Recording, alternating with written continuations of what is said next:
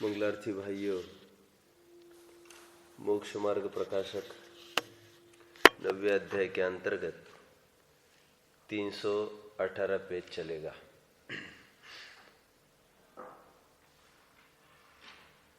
उद्देश्य, लक्षण निर्देश तथा परीक्षा, इन तीनों के माध्यम से आगे बढ़ता हुआ जीव सम्यक दर्शन की प्राप्ति कर लेता है। यह सामान्य संकेत पंडित जी साहब ने किया। लक्षण निर्दोष होना चाहिए, अव्याप्ति, अतिव्याप्ति तथा असंभवी दोष से रहित होना चाहिए। इसका भी सामान्य उल्लेख करने के पश्चात सम्यक दर्शन का लक्षण स्थापित किया है, विपरीत अभिनिवेश रहित। तत्वार्थ का श्रद्धान वह सम्यक दर्शन। तत्वार्थ साथ ही क्यों, उसमें तत्व और अर्थ ये दोनों चीज़ें क्या है, इसका स्पष्टीकरण भी हो गया। अभी आगे 318 पर शंकाकार का यह प्रश्न है कि यथार्थ श्रद्धान वह सम्यक दर्शन ऐसा क्यों बोला जाता है?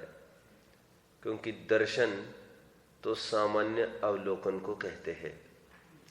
पंडित जी साहब यहाँ पर समझा रहे हैं कि यह मोक्ष मार्ग का प्रकरण है। एक धातु के कई अर्थ होते हैं। यहाँ पर दर्शन का अर्थ प्रसंगवशात श्रद्धान लेना है, क्योंकि सामान्य अवलोकन ऐसा अर्थ यह करते हैं तो समस्त जीवों के मोक्ष मार्ग सिद्ध होगा। ये हमने 8वें अध्याय में भी एक शब्द के अनेक अनेक अर्थ वहाँ पर भी संकेत किया था, मार्किंग कराया था क्या? तब इसको कराया था। और भी यदि आप चौथा अध्याय पढ़ेंगे तो चौथे अध्याय में भी मैंने मार्किंग कराया था। वहाँ पर रेफरेंस भी लिखा था, मेरे इसमें लिखा नहीं है। वहाँ पर भी यही प्रश्न उठाया गया है। देखो, खोलो आप, ढूंढ के मुझे बताना कहाँ पर है। 76 पर है। वहाँ पर यही प्रश्न उठाया गया है, आप दर्शन इस शब्द का प्रयोग क्यों करते हो जब आपको श्रद्धान कहना है? तो वहाँ पर कहा मोक्ष मार्ग में ऐसा कहने में कुछ भी बाधा नहीं है। देखिए तीसरा पैराग्राफ, यह श्रद्धानी का नाम दर्शन है। यद्यपि दर्शन का शब्दार्थ सामान्य अवलोकन है, तथापि यह प्रकरणवश इसी धातु का अर्थ श्रद्धान जानना, ऐसा ही सर्वार सिद्धि नामक सूत्र की टीका में कहा है। 2 जगह यही प्रकरण उठाया है। मिलता जुलता प्रकरण है चौथे अध्याय में। ठीक है, कहते हैं। अब दोनों जगह रेफरेंस लिख लिया आपने।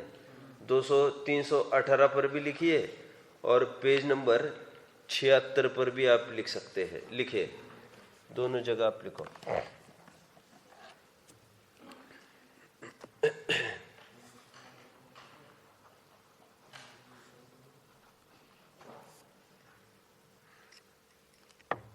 चलो आगे बढ़ते हैं।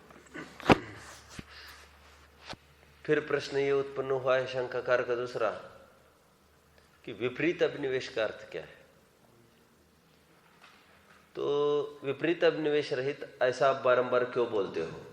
उससे कोई नई चीज ख्याल में आती है क्या?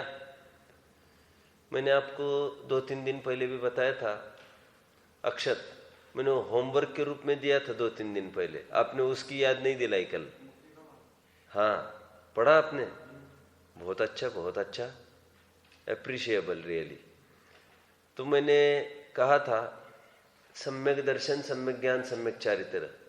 सम्यक का सामान्य अर्थ प्रशंसनीय है, हमने यहाँ से देखा।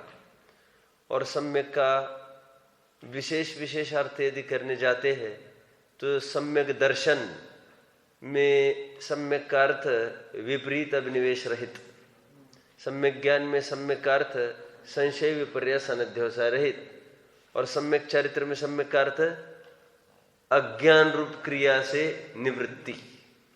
ठीक है। तो मैंने कहा तब मुक्ति का मार्ग ये पाठ पढ़ के आना है आपको। भाग लाया है क्या? यहां पर लाया है, लाइए यहां पर। मैं यहां से बोलूंगा, आप सुनेंगे।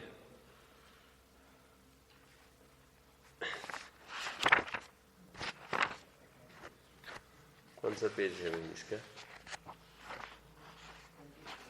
24।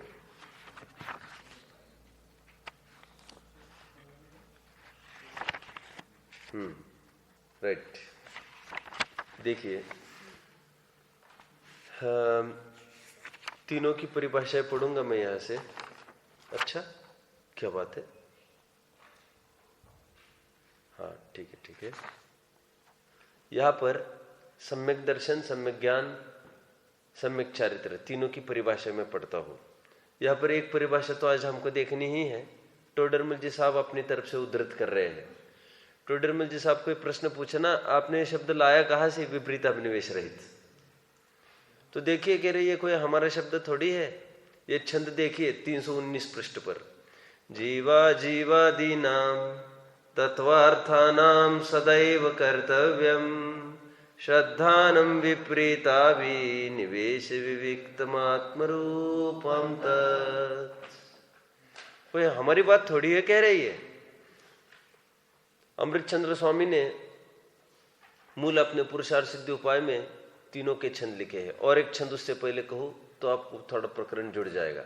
एवं सम्यक दर्शन ज्ञान चरित्र त्रयात्मको नित्यम तस्यापि मोक्ष मार्गो भवति निषेव्यो यथाशक्ति।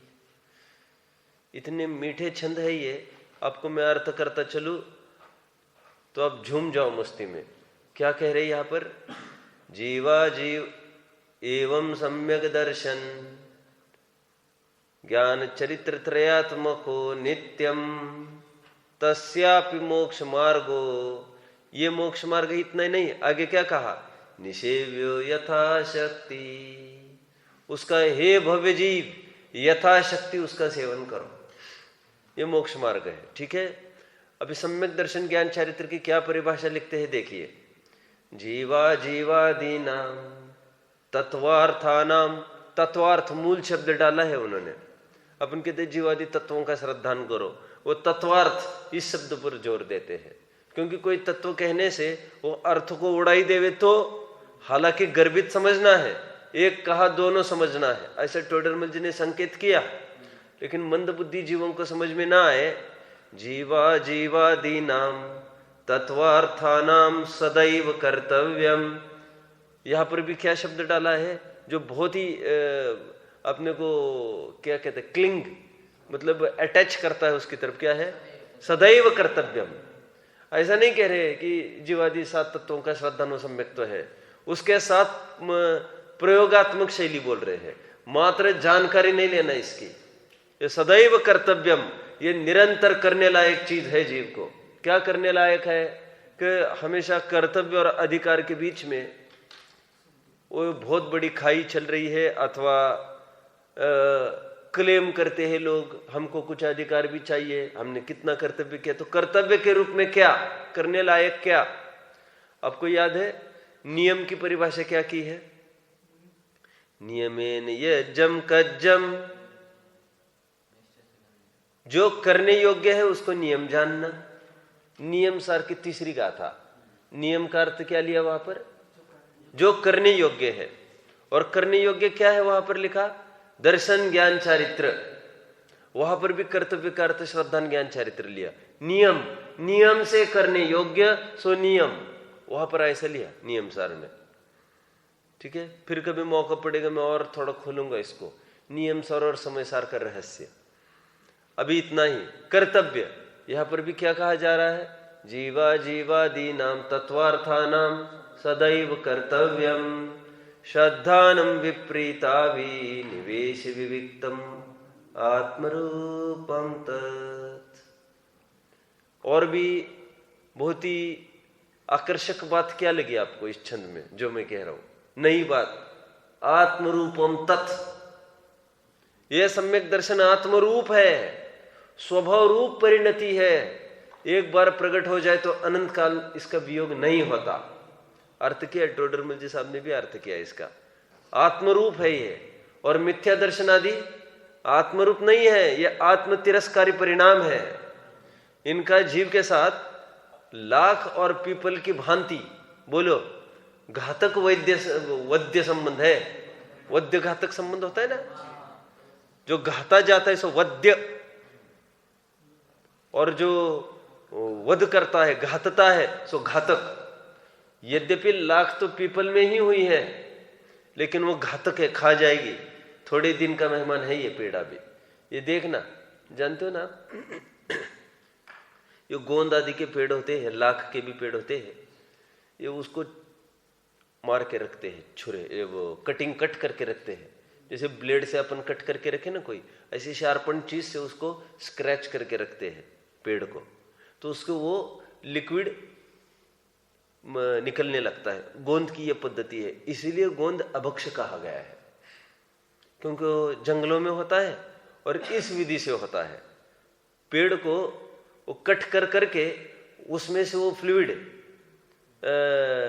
ऊज होता है, निकलता है, श्रवण होता है, और फिर वो नीचे इकट्ठा किया जाता है, जिसमें कई बार क्या, वो जीव आकर फंसते रहते, चिपचिपा तो रहता ही है उसमें, फिर उस जीवों का शोधन करके फिर वो गोंद के रूप में अपने सामने वो आ जाता है। इसलिए वो अभक्ष्य है, और वो पद्धति, जिस पद्धति से वो निकला है। और ये लाख में भी हुबहू ऐसा ही होता है, थोड़ा फर्क है। लाख तो ये रोग ही उत्पन्न हुआ है, ये समझना, अभी उसके ज्यादा दिन नहीं रहे हैं पेड़ के, वो तो खत्म होने वाला है।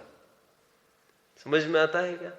लाख का भी प्रयोग किया जाता है लोक में भी, लौकिक पर्पस के लिए, लेकिन अभी तो मुझे ये कहना है वो पेड़ का घात करने वाला है। उसी प्रकार भले ही विकारी पर्याय आत्मा में उत्पन्न हुई है, लेकिन यह आत्मा का घात करने वाली है। लेकिन जो निर्मल पर्याय आत्मा में उत्पन्न हुई है वह आत्मरूप है, वह आत्मा का स्वरूप है। इसलिए निर्मल पर्याय को उपचार से गुण कहा। क्या? निर्मल पर्याय को उपचार से गुण भी बोल दिया है। आप पढ़ेंगे यदि जैन सिद्धांत प्रवेशिका, तो वहां पर गुण की परिभाषा देकर उदाहरण में क्या क्या दिया है बताना जरा। सम्यक्तों को गुण बताया उन्होंने। तो एक जन कहते थे, मुझे आज भी याद आता है, क्योंकि ये गलती है, इसको मिटाओ, इसको क्रॉस करो, इसको गोपाल दास जी ने गलत लिखा है। एक माता जी कहती थी ऐसा, और कहती थी ये तो पर्याय है ना, सम्यक्त तो बोले, गुण थोड़ी है।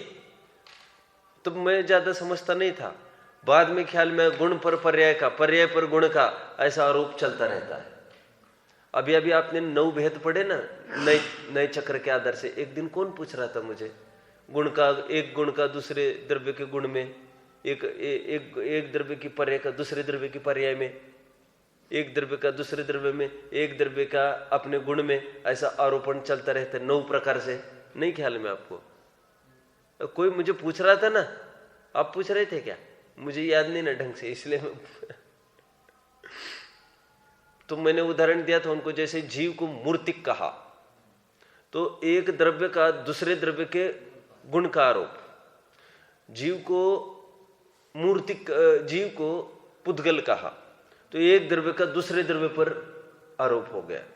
समझ में आता है? ऐसा ज्ञान को मूर्तिक कहा, तो एक द्रव्य के गुण का दूसरे द्रव्य के गुण पर आरोप, ऐसा होता रहता है।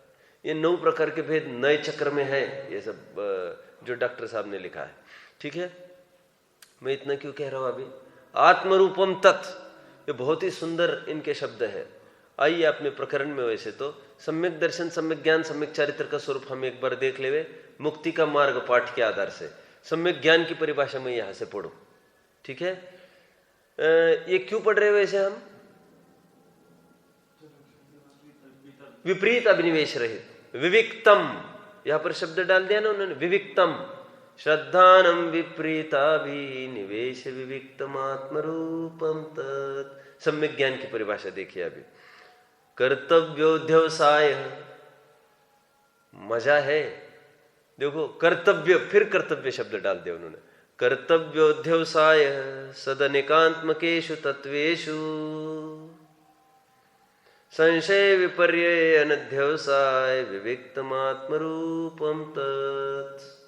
सम्यक ज्ञान की परिभाषा अमृतचंद्र देव के शब्दों में, संशय विपर्य अनध्यवसाय विविक्तम। विविक्तम मतलब रहित, आत्मरूपम तत्, ये सम्यक ज्ञान भी आत्मरूप परिणाम है। ठीक है, स्वभाव अनुरूप पर्याय है। और कर्तव्योध्यवसाय, अध्यवसाय मतलब अभी देखिए अध्यवसाय का अर्थ क्या लेते वैसे? अध्यवसाय का अर्थ जानना है, सम्यक ज्ञान है, और अनध्यवसाय का अर्थ वो अनिर्णय की प्रक्रिया है। लेकिन कहीं कहीं अध्यवसाय को भी बंध का कारण कहा है, वहां पर विपरीत निर्णय लेना। क्या कहा मैंने? अध्यवसाय का सामान्य अर्थ तो निर्णय होता है, अनध्यवसाय का सामान्य अर्थ अनिर्णय होता है, डगमग वाली दशा। लेकिन कहीं यदि मिले कि अध्यवसाय ही बंध का कारण है, वहां पर समझ लेना चाहिए कि अध्यवसाय मतलब यहां पर विपरीत अध्यवसाय की बात करना चाहते हैं। समझ में आया? कर्तव्योध्यवसाय, बोलिए आगे। कर्तव्योध्यवसाय सदनेकात्मकेषु तत्वेषु संशय विपर्याय अनध्यवसाय विविक्तमात्मरूपम तत्। सम्यक चारित्र की परिभाषा देखिए अभी। अस्ति नास्ति की शैली है अमृतचंद्र देव की भी। क्या कहते हैं? चारित्रम भवति यतः समस्त सावध्य योग परिहरणात्, समस्त सावध्य योग से रहित। यदि इनका बस चलता टोडरमल जी का, ये तो सम्यक तो का प्रकरण खोल रहे ना अभी, आगे सम्यक ज्ञान का भी तो खोलना ही था इनको, तो वहां पर भी ऐसा प्रकरण जोड़ते। कौन सा प्रकरण जोड़ते बोलिए? कि उसका यथार्थ लक्षण क्या सम्यक ज्ञान का, उसका भी समन्वय खड़ा कर देते। यहां पर समन्वय कर रहे ना, चारों का आगे करने वाले हैं ये चार लक्षण। देवशास्त्र गुरु का, सत्वार्थ तत्वार्थ का, आपापर का और आपा का करने वाले हैं समन्वय। सम्यक ज्ञान में भी समन्वय स्थापित करके दिखाते हुए। क्या कैसे कैसे स्थापित करते जरा बताना मुझे। देवशास्त्र गुरु का श्रद्धा यहां बोला, वहां क्या बोलते? एकदम प्रायर शास्त्रों का अध्ययन करना सम्यक ज्ञान है। समझ में आया? और फिर आगे सात तत्वों को जानना सम्यक ज्ञान है, फिर सो पर को जानना सम्यक ज्ञान है, फिर सो को जानना सम्यक ज्ञान है। ये चारों का समन्वय बिठा देते। समझ गए? फिर वहां पर ये छंद लिखते, संशय विपर्याय अनध्यवसाय नहीं होना चाहिए। अब इसका क्या भाव है मैं खोलने वाला हूं, पहले यहाँ के छंद पढ़े। चारित्र में क्या बोल रहे हैं? चारित्रम भवति यथा सावध्य योग परिहरणात्, समस्त सावध्य योग परिहरणात्, सभी प्रकार के सावध्य योग से रहित, उसको चारित्र कहते हैं। मुनियों की तरफ संकेत चला गया। अभी अस्थि पर क्या बोल रहे देखिए। सकल कषाय विमुक्तम, दोष, सकल कषाय विमुक्तम विशदम उदासीनम आत्मरूपम तत्। चारित्र किसको कहा उन्होंने? विशदम उदासीनम, उदासीन अवस्था को चारित्र बोला है इन्होंने। उदासीन, मैंने आपको बताया था ये कहां पर प्रकरण चला था। मैंने कहा था आपको संवर्त तत्व संबंधी भूल में चारित्र संबंधी भूल चल रहा था प्रकरण। तो मैंने कहा था समस्त कषाय को मिटाना, उदासीन भाव चारित्र तो वो है। मार्किंग भी आप में हो सकता है, मैंने मार्किंग कराया था। ये उदासीन भाव, ये मूल में अमृतचंद्र स्वामी का शब्द है। ये उदासीन भाव को चारित्र कहना, ठीक है। तो तीन बातें क्या क्या है यहां पर जिसके पीछे हमने पढ़ा, बोलिए। विपरीत अभिनिवेश रहे विविक्तम, दूसरे में संशय विपर्याय अनध्यवसाय विविक्तम, और तीसरे में क्या बोला? सकल कषाय विमुक्तम। फिर अस्थिपर्क विशदम उदासीनम आत्मरूपम तत्, आत्मरूपम तत् तीनों जगह डाल दिया है, ठीक है। उसका टोडरमल जी साहब क्या अर्थ करते देखिए यहां पर, ये 319 के पेज पर। इसलिए आत्मा का स्वभाव है, चतुर्थ गुणस्थान आदि में प्रकट होता है, पश्चात सिद्ध अवस्था में भी सदाकाल इसका सद्भाव रहता है, ऐसा जानना आत्मरूप, ठीक है। अभी विपरीत अभिनिवेश का अर्थ क्या है अपन थोड़ा सा देखने का प्रयास करते हैं। टोडरमल जी साहब ये कह रहे हैं अस्थि परक तो तुमने जान लिया, तत्वार्थ श्रद्धानम सम्यक दर्शनम। नास्ति भी मैंने कल रात में भी कहा था, न्याय में व्यतिरेक को बलवान कहा है अन्वय की अपेक्षा। विपरीत अभिनिवेश रहित मतलब इतना ही कहना चाहिए, यथार्थ श्रद्धान होना चाहिए। ये तो तत्वार्थ श्रद्धानम में बोला, और विपरीत नहीं चलेगा, विपरीत अभिनिवेश रहित में बोल दिया। क्योंकि अभिनिवेश मतलब भी तो अभिप्राय ही तो है, और अभिप्राय मतलब श्रद्धा नहीं तो है। कुल मिलाकर कुछ ही बात नहीं आई। एकार्थवाची होने पर भी एक अस्ति और एक नास्ति। और एक अर्थ क्या है? एक अर्थ तो यह है, मात्र शब्द शब्द नहीं रटना सात तत्वों के तुम, उसके भाव भाषण की तरफ हमारा संकेत है। मात्र रटना, उसका निषेध बताने के लिए विपरीत अभिनिवेश रहित ये शब्द डाल दिया। उसका भाव भाषण करना, मात्र रटना नहीं। किस प्रकार भाव भाषण करना? कि संवर निर्जर हितरूप है, मोक्ष परम हितरूप है, या आश्रयबंध अहितरूप है। ऐसे दो अर्थ विपरीत अभिनिवेश के किए हैं। मैं आपको पढ़ के दिखाऊं टोडरमल जी के शब्दों में। देखिए, ये 318 पेज पर बीचों बीच देखिए। अभिनिवेश नाम अभिप्राय का है, सो जैसा तत्वार्थ का श्रद्धान का अभिप्राय है वैसा न हो, अन्यथा अभिप्राय हो, उसी का नाम विपरीत अभिनिवेश। बस हो गया, उसमें नई बात क्या हो गई? तत्वार्थ श्रद्धान करने का अभिप्राय केवल उनका निश्चय करना मात्र ही नहीं है। वह अभिप्राय ऐसा है कि जीव अजीव को पहचान कर अपने को और पर को जैसा का तैसा माने, तथा आश्रय को पहचान कर उसे हे माने, तथा बंधु को पहचान कर उसे अहित माने। संबंध निर्जरा को उसको अहित को एनसर्कल करो। फिर आगे निर्जरा को पहचान कर उसे हित का कारण माने, हित का कारण गोला लगाओ, पहचान कर उसे उपादेय माने, तथा निर्जरा को पहचान कर उसे हित का कारण माने, फिर गोला, और मोक्ष को पहचान कर उसको परम हित माने, वहां पर गोला लगाओ। ये ऐसा जानना तो कहते हैं तो विपरीत अभिनिवेश रहित होगा। अथवा दूसरा अर्थ करते, देखिए, अथवा किसी के आभास मात्र तत्वार्थ श्रद्धान होता है, परंतु अभिप्राय में विपरीत बना नहीं छूटता। तो कह रहे ध्यान रखना, तुम्हें आभास तो नहीं हुआ है सम्यक्तों का, तो भाव भाषण होना चाहिए, विपरीत मान्यता टूटनी चाहिए। उसके लिए विपरीत अभिनिवेश रहित ऐसा शब्द उन्होंने डाला है। ये टोडरमल जी साहब ने यहां से बताया। आगे का प्रकरण चलेगा, कोई यहां तक प्रश्न हो तो बोलिए, नहीं तो 319 का पेज, तो इसमें तत्वार्थ श्रद्धान लक्षण में अव्याप्ति, अतिव्याप्ति और असंभव दोष का परिहार, ये प्रकरण चलेगा। ये आज ये प्रकरण चलेगा। यहां पर लिखिए आप ए, जो प्रकरण आज चलना है, यहां प्रश्न उत्पन्न होता है। ये तिर्यंच तुच्छ ज्ञानी ही लिखा है ना, वहां पर गोला चढ़ाओ और वहां पर लिखो ए। ये प्रकरण चलेगा 320 पेज तक, आज देखना है हमको। ये 320 कहा, फिर प्रश्न लिखा है ना मिड हाफ, तो वो उसके ऊपर लाइन खींचो और वो ये प्रकरण खत्म होगा वहां पर अपना। ठीक है, आइए अभी आपने प्रकरण को देखे सब। यहां पर ये कह रहे हैं, अभी हम लक्षण में अव्याप्ति, अतिव्याप्ति और असंभव दोष का परिहार करते हैं। अर्थात सम्यक दर्शन में जो लक्षण हमने बनाए हैं, कौन सा लक्षण? तत्वार्थ श्रद्धानम। अभी विपरीत अभिनिवेश तो एक उसी को एक कोटिंग थी, एक प्रकार से प्रोटेक्टिव कवरिंग के रूप में, उसको हटा दो अभी तुम। तत्वार्थ श्रद्धान को जो हमने लक्षण बनाया, और लक्ष्य किसको बनाया? लक्ष्य किसको बनाया? सम्यक दर्शन को। न्याय की भाषा में सम्यक दर्शन को जो लक्ष्य बनाए हैं वो किस प्रकार निर्दोष है, उसको हम सिद्ध करने का प्रयास करते हैं। ठीक है, तो कह रहे एक शंकाकार पहले खड़ा हुआ। शंकाकार उन्हीं की तरफ से खड़े किए वाले हैं। तो देखिए, वो उसका ये कहना है, सब इसमें तो अव्याप्ति दोष आ रहा है। क्यों अव्याप्ति दोष आ रहा है? क्योंकि लक्ष्य के एक देश में व्याप्त हो रहा है। वो लक्ष्य एक देश वृत्ति, मूल आपने सूत्र पढ़ा है ना, वो लक्ष्य एक देश वृत्ति को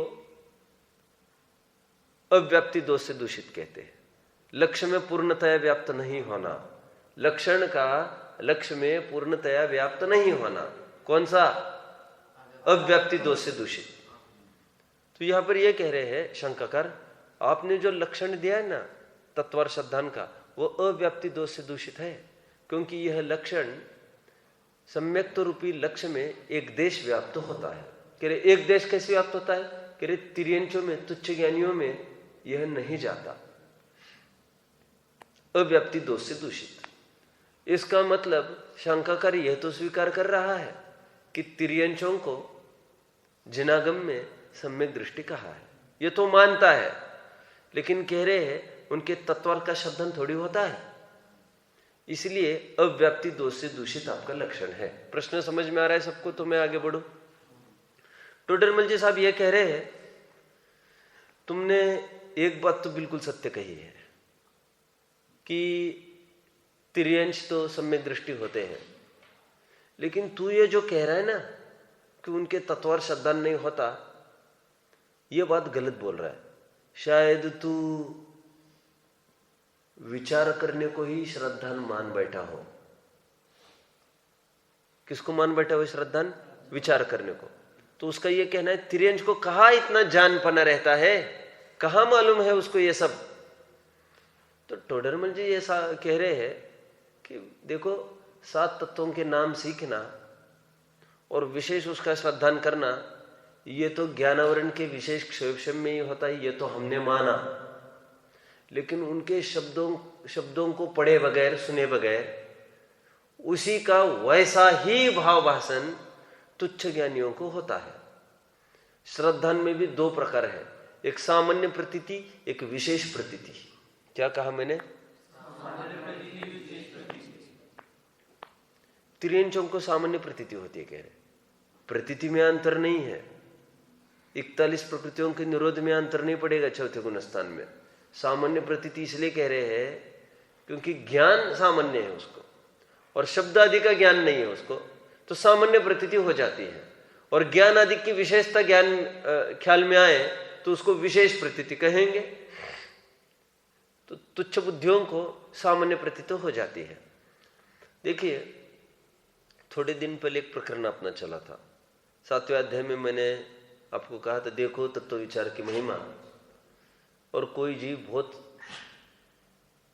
कि तत्व विचार से युक्त जीव व्रत तपश्चरण आदि भी ना करे और देव आदि की प्रतीति भी ना करे।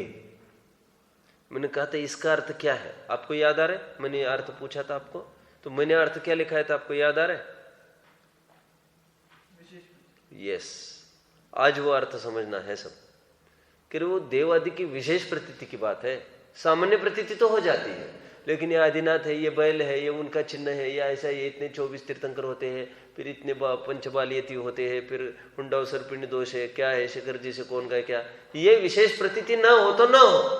वहां पर ये कहना चाहते हुए तब भी सम्यक तो का अधिकारी है, लेकिन सामान्य प्रतीति कैसे ना हो? तो कह रहे तिर्यंचों को टोडरमल जी साहब ये कहना चाहते हैं, देख तू बात ही को नहीं समझता। कह रहे विचार करने का अर्थ प्रतीति नहीं है। विचार में भले ही ये विचार न करे, शब्द का ज्ञान न हो, लेकिन श्रद्धान उनको ऐसा है। कैसा है कि राग द्वेष दुख रूप है, ये इच्छा हमको नहीं करनी चाहिए, इससे दुख होता है, और जो जो इच्छाएं घटी त्यो त्यो सुख की प्राप्ति होती है, दुख घटता है, ऐसा श्रद्धान उनको होता है। और अनुमान कर लेते हैं क्या कि इच्छाओं का पूर्ण अभाव ही वो होगा तो वहां पर पूर्ण सुख दशा होगी, बस वही तो मोक्ष का श्रद्धान है। कह रहे और क्या करना था? कह रहे इस प्रकार का श्रद्धान तिर्यंचों को भी वर्तता है। ठीक है, मैं कुछ बात कहने के पहले थोड़ा सा मैं यहां से पढ़ू। यहां पर लिखा है तिर्यंच आदि तुच्छ ज्ञानी कितने ही जीव 7 तत्वों का नाम भी नहीं जान सकते। तो वो नाम जानकर रटने का अर्थ वो श्रद्धान मानने लग गए, इसलिए भूल हुई है। देखो, वहां कोई सामान्य रूप से स्वरूप को पहचान कर श्रद्धान करता है, कोई विशेष रूप से, दोनों को गोले लगाओ, सामान्य रूप से, विशेष रूप से। आ गया? कोई सामान्य रूप से स्वरूप को पहचान कर श्रद्धान करता है, कोई विशेष रूप से स्वरूप पहचान कर श्रद्धान करता है। इसलिए जो तुच्छ ज्ञानी तिर्यंच आदि सम्यक दृष्टि है, अभी कुछ नहीं लगाना है कहीं भी, जीवादि का नाम नहीं जानते, तथापि उनका सामान्य रूप से स्वरूप पहचान कर श्रद्धान करते हैं। सामान्य रूप से, फिर अंडरलाइन। तो विशेष रूप से कौन करता है? एक पेज थोड़ा सा पलटिए और यहां पर प्रकरण के लास्ट 3rd लाइन देखिए। ज्ञानावरण क्षयोपशम का थोड़ा होने से विशेष रूप से तत्वों का ज्ञान न हो, तथापि विशेष रूप से क्यों नहीं होता है? ज्ञानावरण का क्षोभक्षम थोड़ा होता है और ज्ञानावरण का क्षोभक्षम विशेष हो तो विशेष प्रतीति हो, इनको प्रतीति में अंतर नहीं पड़ेगा। तुम जो समझते हो नाम रटना ही तत्व श्रद्धा ने, पहले तो ये तो दिमाग से निकाल दो, ठीक है। देखो अब मैं दो बातें कहूंगा थोड़ी सी। वैसे आगे का प्रकरण चलना है ये, चलो आगे का प्रकरण भी उठा ही लेते हैं। अभी ये प्रकरण सबको समझ में आ गया। टोडरमल जी साहब ने दूषण, जो सामने वाले ने दूषण दिया था कि दूषित है ये, तो टोडरमल जी साहब ने उसका निराकरण किया कि ऐसा नहीं है, उनका श्रद्धान ऑल टाइम सदा काल बना रहता है, ज्ञान नहीं हो चलेगा।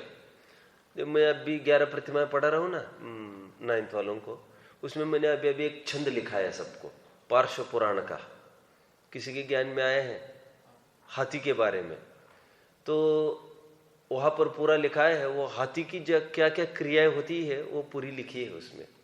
तो उसमें लिखा है वो हाथी है ना, देख देख कर चलता था और क्या करता था मालूम,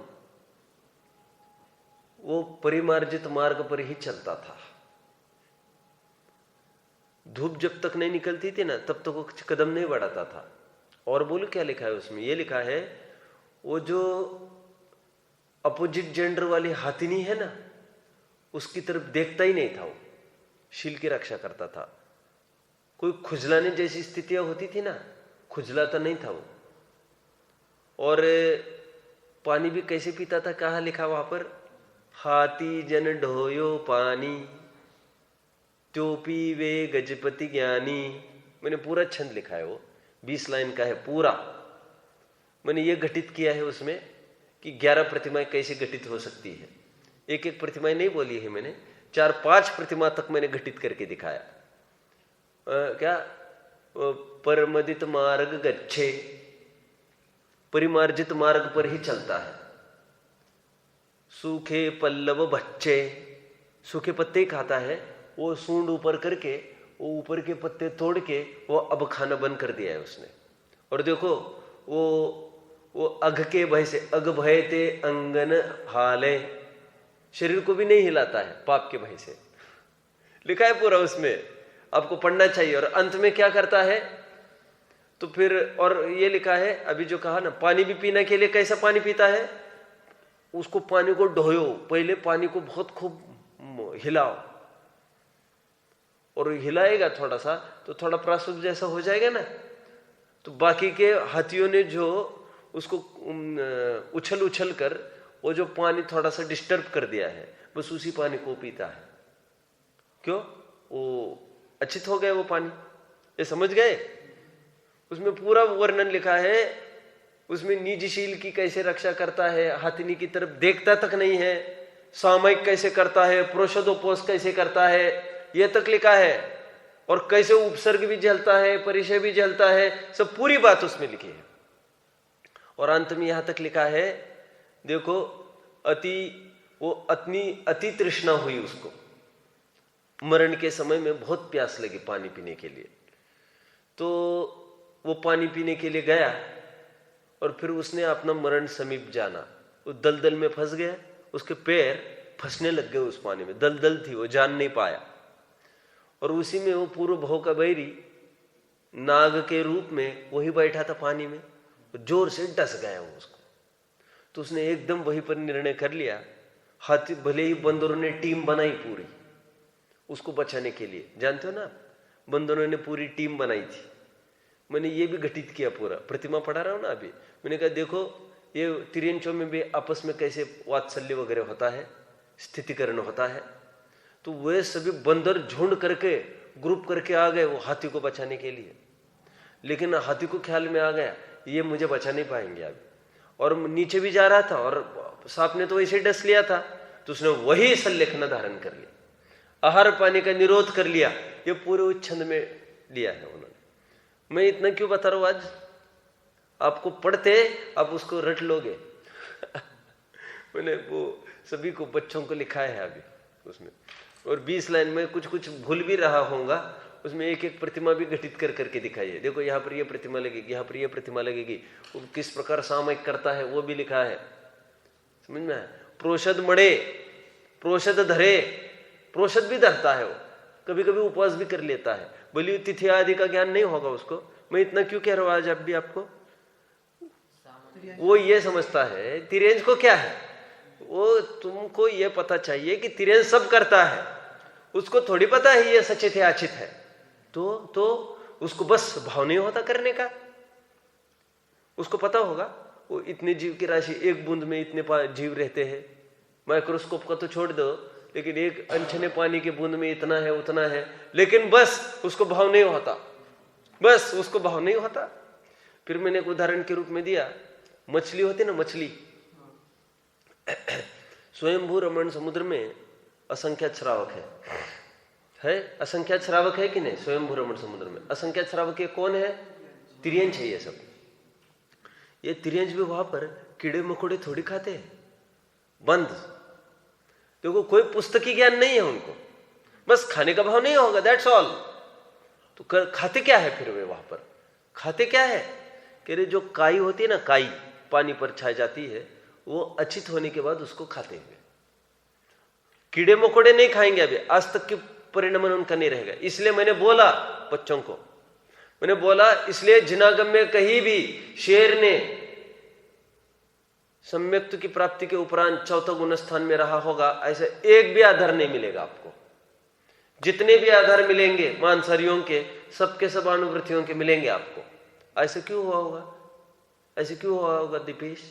मैंने पूरी चर्चा की है, आपको चाहे तो उसकी पूरी रिकॉर्डिंग है, क्योंकि नोट्स तो बच्चे क्या प्रॉपर बना पाएंगे उसकी, क्योंकि एक एक चीज में बोलता हूं उसमें तो आना संभव नहीं है। क्योंकि मैंने इसलिए बोला क्योंकि एक विद्वान का आज एक कहना है, लीडिंग वक्ता है बहुत, उनका ये कहना है शेर मांस नहीं खाएगा क्या सम्यक्त होने के बाद? खाएगा बोले वो तो, उसकी तो खादगी है। मैंने कहा फिर मुसलमान को सम्यक्त तो कैसे होगा? मुसलमान को सम्यक्त तो कैसे होगा? वो तो वो उसका नेचर मानता है, फिर भील आदिवासी क्या करेंगे? तो फिर मैंने कहा कि भाई उसके दांत है, दांत और आंत ऐसी है उसको कि वो घास पत्ती तो खा नहीं सकता, तो इस कीमत पर ही सम्यक्त तो होता है ना वो। तो जितने भी आधार आपको जिनागम में मिलेंगे वो सल्लेखना के ही मिलेंगे आपको। शेर का जीव, महावीर का जीव है। एक महीना उसने कुछ नहीं लिया, चाहे तो पानी ले सकता है, चाहे तो पानी ले सकता है अनुवृत्ति, खाएगा तो कुछ नहीं। हाथी तो फिर भी खा सकता है अचित वस्तु है, लेकिन इसके पास सल्लेखना के अलावा दूसरा कोई चारा नहीं आगे। शेर के लिए कम से कम यह सुविधा हाथी के लिए तो हो सकती है, अचित फल फूल खाए, फूल मतलब फल आदि पत्ते आदि। समझ में आता है क्या आपको? शेर को कहा यह व्यवस्था होगी, उसको तो सल्लेखना ही एक शरण है। समझ में? मैं ये कहना चाहता हूं, वो तिरेंज भी समझ जाते हैं वहां पर। तिरेंज भी वहां पर पानी पीना हो ना, या तो झरने का एक, या तो तालाब हो तो कड़क धूप निकल चुकी हो दो, या तो हवा का जोर का झोंका उस पर चल चुका हो तीन। तो तीनों परिस्थितियों में ही वहां पर वो पानी का सेवन करते। आपको पता ही होगा ना ये तिर्यंश भी। और अभी क्या पढ़ा मैंने यहां से, हाथी गन डोयो पानी सो पीवे गजपति ज्ञानी। उसको पानी को थोड़ा हिलोर दो, वैसे पानी वो पीता है, और इतना उसको हो गया है। अब ये नहीं समझता ज्यादा वो, लेकिन इतना वो उसका आसक्ति घट गई है, वो नहीं उसको भाव होगा करने का। इतना बाय नेचर है, उसको जानने की आवश्यकता नहीं है कि पेड़ पर लगा पत्ता है, फूल फल है, वो अभी सचित है, कुछ नहीं। उतनी इतनी आसक्ति नहीं होगी उसको तोड़ के खाए, नीचे गिरा हो तो वो खाएगा, बस दैट्स ऑल। शाब्दिक ज्ञान न हो, लेकिन ऐसी आसक्ति इतनी उसकी घटेगी कि उसको कुछ भी कीड़ा मकोड़ा खाने का भाव मांसाहारी हो को तक नहीं आ सकता। कोई प्रश्न है? क्या पूछ रहे थे सौम्य? कौन सा? धूप वाला। हाँ, 3 पॉइंट्स मैंने बोले। एक तो दलमल हुआ पानी, दलमल शब्द है उसके लिए, टकराता टकराता हुआ आया पानी अचित हो जाता है। क्या हो जाता है? अचित। इसलिए कहा जाता है, आपने नहीं सुना क्या ये जो नल बन रहे हैं ना आजकल, नल एकदम सॉफ्ट धार आती है, वो एकदम एक दिखने को अच्छी दिखती है ऐसे, तो कहते हैं वो पानी ऑलरेडी अचित होकर आता है। क्यों? एकदम उसको पाइप होता है ना, जैसे पाइप, आपने पाइप के आगे एक उंगली लगाई, प्रेस करी, तो एक पर्टिकुलर उसका प्रेशर आता है ना, प्रेशर तो दूर तक जाता है वो पाइप, देखे कि नहीं? तो उसे नल में भी आजकल वैसा करने लग गए, तो थोड़ा सा पर्टिकुलर प्रेशर आता है तो अचित तो वैसे ही हो जाता है। आप समझ गए? नहीं समझे मेरी बात को? मुझे इतना ही कहना है, पानी अचित हो जाता है उतनी मात्रा से भी। तो इसलिए नल के भी प्रयोग में कहते हैं वो वैसे डिजाइन वाले नल नहीं चलेंगे, क्योंकि वैसे अचित हो जाएगा। जेट का पानी कोई प्रयोग करता हो तो पानी आ रहा है तो आपको ये भ्रम हो रहा है बराबर हम प्रासुक पानी ले रहे हैं और छान भी रहे हैं, सब ठीक ठाक हो रहा है, लेकिन वो नल जो आ रहा है उसकी प्रकृति ये है, उसको वैसे ही होगा। वो शॉवर में से जो पानी आएगा वो अचित होकर ही आएगा। अचित मतलब आपको दोष नहीं लगेगा ही नहीं, पूरा दोष लगेगा। छानने का विकल्प नहीं करना अभी उसको, ये कह रहा हूं मैं, क्योंकि वो मर गए जीव उसके। आप समझ रहे हैं मेरी बात को? तो मुझे तो क्या कहना था, अभी 3 पद्धतियां। एक तो दलमल हो जाए पानी, हिलोर ले कोई उसको डिस्टर्ब करे पानी को बहुत, तो वो हो गया। दूसरी पद्धति धूप आ जाए, और धूप आए इतना ही नहीं, धूप से गर्म हो जाए। तो जब तक गर्म है तब तक प्रासुक है। अब जानते हो पानी को प्रासुक करने की 2 पद्धतियां होती है। यदि अकृत्रिम ईंधन हो, यदि अकृत्रिम धूप गर्मी हो, कृत्रिम लेते हैं पहले। यदि कृत्रिम गर्मी हो, हमने आग ही दे दी नीचे, तो उसको तो आप सबको पता है 6 घंटा 24 घंटा 12 घंटा। लेकिन यदि अकृत्रिम गर्मी हो धूप, तो उसका ऐसा नहीं है, वो कितना भी हो जाए ना गर्म, भाप भी निकलने लग जाए, तो भी उसका 12 घंटा नहीं बोला है। उसका बोले जब तक गर्म है तब तक बस। रायमल जी ने लिया ज्ञानानंद श्रावकाचार्य में पूरा वर्णन जो मैं बोल रहा हूं। धूप से प्रासुक हुआ पानी जब तक गर्म है तब तक ही प्रासुक बोला है, उसकी घंटों में मर्यादा नहीं बोली है। मैं क्यों कह रहा हूं, तो धूप भी निकलेगी ना तो वो तुरंत पानी नहीं पिएगा, वो धूप होने के बाद पानी अचित होने के लिए रुकेगा, गर्म हो जाए तो वो पानी पिएगा। अथवा हवा का झोंका निकल चुका हो। तो टोडरमल जी साहब ने, जो सामने वाले ने दूषण लगाया था, उसका परिहार किया, निराकरण किया कि उसको ज्ञान कुछ नहीं होगा, लेकिन समझता सब है।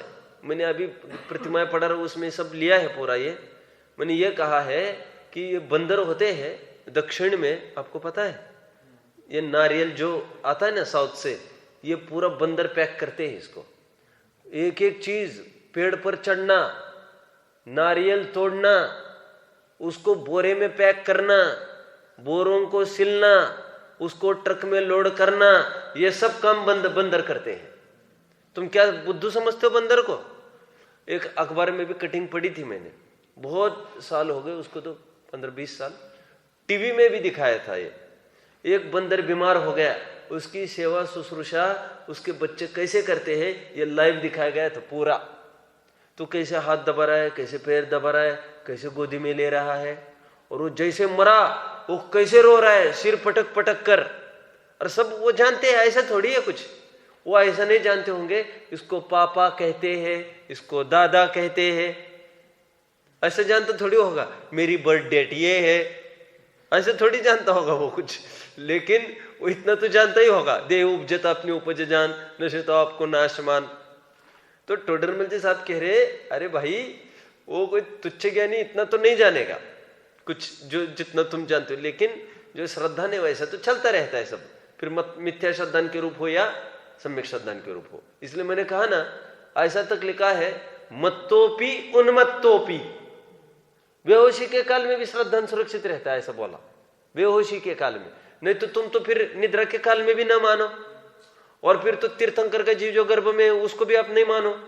क्यों भाई, तीर्थंकर कितने काल तक रहेगा गर्भ में? 9 माह तक रहेगा। तो सम्यक तो ही नहीं, 6 महीने में शुद्धोपयोग के भी तो का नियम है कि नहीं है? तो शुद्धोपयोग भी करेगा कि नहीं करेगा? कितना जोर लगता है शुद्धोपयोग करने के लिए, अरे हाँ कि नहीं? और फिर भी करता है वो। तो हो सकता है, सब कुछ हो सकता है, कोई बात थोड़ी है उसमें, समझ में आता है।